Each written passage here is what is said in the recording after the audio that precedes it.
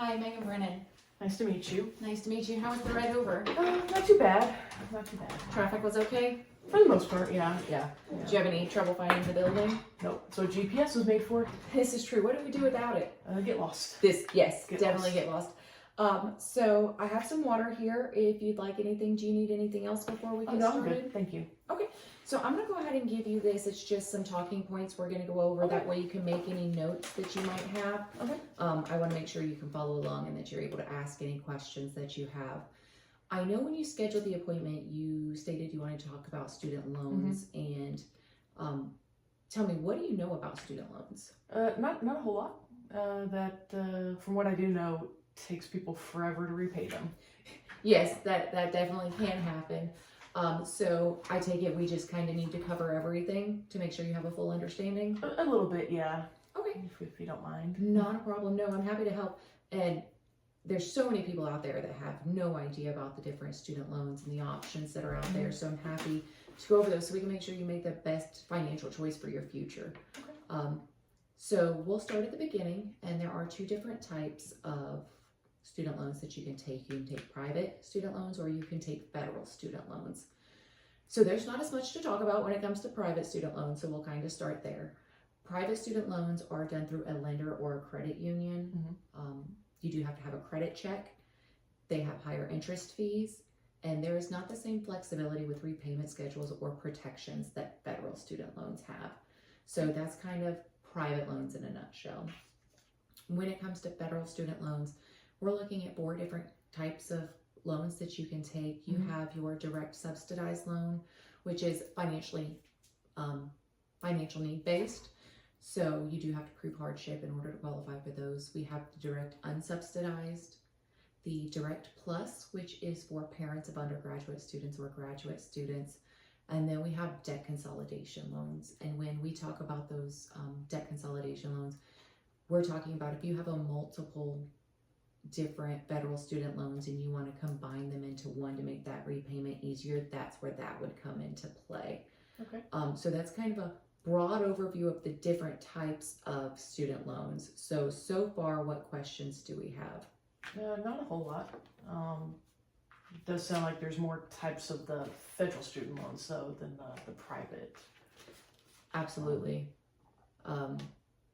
Federal student loans, just overall, they'll have the lower interest rate for you. So you'll have more repayment options and the protections. So it is definitely a lot more beneficial for anybody to go the federal loan route, that way that they're not paying as much when it comes time to repay those.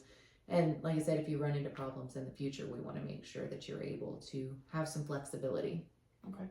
And what's the qualification or application process like for student loans? Absolutely, great question. So when we talk about private loans, we've said before it goes through a lender or a credit union. So they have their own set of requirements to qualify through them. A credit check is one of them, and then whatever other requirements they may have. Okay. But when we're looking at federal student loans, those qualifications are that you have to be a U.S. citizen or an eligible non-citizen. You have to have a valid Social Security number. You have to fill out the FAFSA form, which helps determine what kind of financial aid you need, be it grants or loans. You have to agree to let your tax data be put through the FAFSA so that they can really gauge that kind of financial need. Okay. You have to be in an approved program, have a high school diploma or a GED, and you cannot be delinquent on any federal loans or grants. So those are kind of the qualifications for federal student loans. Do you think you'll have any issues meeting those qualifications if you went that route? No, I wouldn't. You did mention though that federal loans have protections. What kind of protections do they have? So when we're talking about protections, we're looking at loan forgiveness, deferment, or forbearance. So say you run into some financial hardships in the future and you're just having problems paying your student loans and you don't want your credit to suffer because of it, you can reach out and see if you qualify for any of the loan forgiveness programs, and there are different programs. You can do a deferment, which is where you temporarily pause those payments. The time frame for that does vary based off of the deferment that's approved. And then, of course, you have the forbearance, which is a pause to payments or a reduction in payments for 12 months. Okay. So you do have some options there to make sure that you don't go delinquent if you don't have to. You do not have those same protections when it comes to private lending. The best you can do is reach out to them and ask them what kind of options that they have, but with most private lenders, there's just not going to be a whole lot of options out there. Okay. What about repayment? What does that look like? When we're talking about repayment, if you Mhm. go to studentaid.gov, they have a loan simulator. It's a plug and play, which means that you just plug in the information and it's going to produce the data for you so that you have an estimate of what you would be looking at payment wise based off of how many student loans, how much in student loans you got. Okay. When thinking about repayment, I want to mention that just because you qualify for $20,000 in federal student loans doesn't mean you have to take all 20. We really encourage you only take what you need and limit that amount of debt you're coming out of college with. We don't want you to have more debt than necessary. And then of course there is the 6-month grace period after you leave college before you have to start repaying that. So take that into account when you're making any kind of repayment schedule and planning for the future. Okay. When it comes to the repayment, do they take into account like my income? So there are a variety of different repayment schedules, and there are the standard ones that are the set amounts that we've talked about. But yes, there are income-driven repayment plans, and they do percentages of your income based off of which one you choose. So there Gotcha. are those options out there, which is much nicer than a private lender where you're going to pay what they tell you to pay. You do have options where if maybe you don't need the same protections to pause payments or to forgive them, you can make it, but you need it lower. There's those options with changing out those payments to something that's better for your financial situation at the time. Okay, so it sounds like there's a lot of repayment options There on are, the federal side. yeah. I'd say federal student loans just really do offer you more. Okay.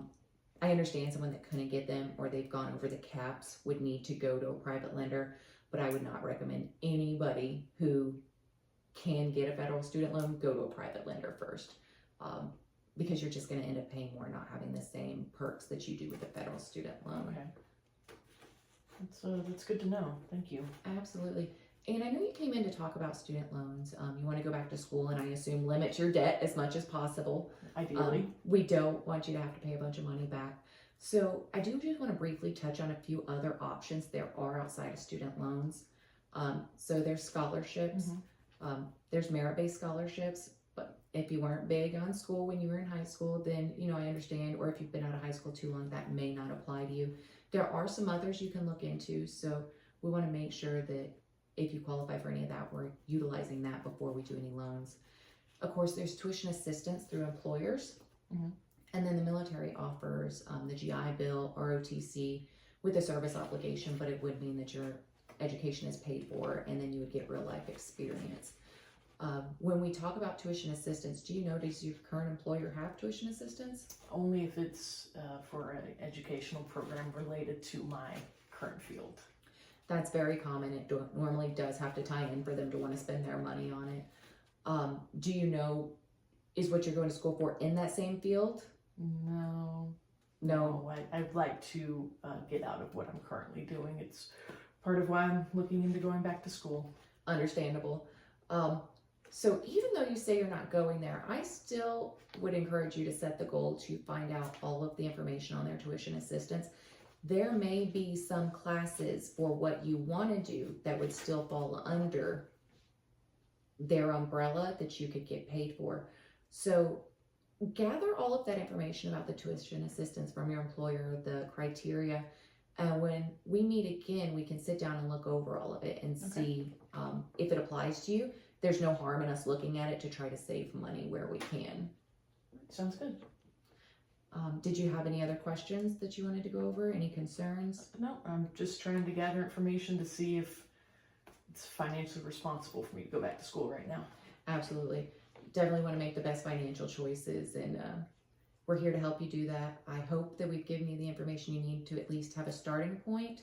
I am going to hand over these handouts to you, and this is just a brief summary of everything we've went over today, as well as different information on the studentaid.gov. It's got the loan simulator. It's got how to fill out the FAFSA. All of that good information you'll want. Okay. I know we've thrown a lot at you in a short period of time. It's hard to think of questions on the spot, but I'm sure some will come up. Okay. How do you feel about scheduling another meeting in a few weeks so that any questions or concerns that come up, we can go ahead and address, and then we can go over that tuition assistance as well? That sounds good. Okay, great. So on our way out, we'll get you scheduled for a Okay. few weeks from now. And if there's no other questions, it was wonderful to meet you. Yeah, same. Thank you. Absolutely. Have a great day. You too.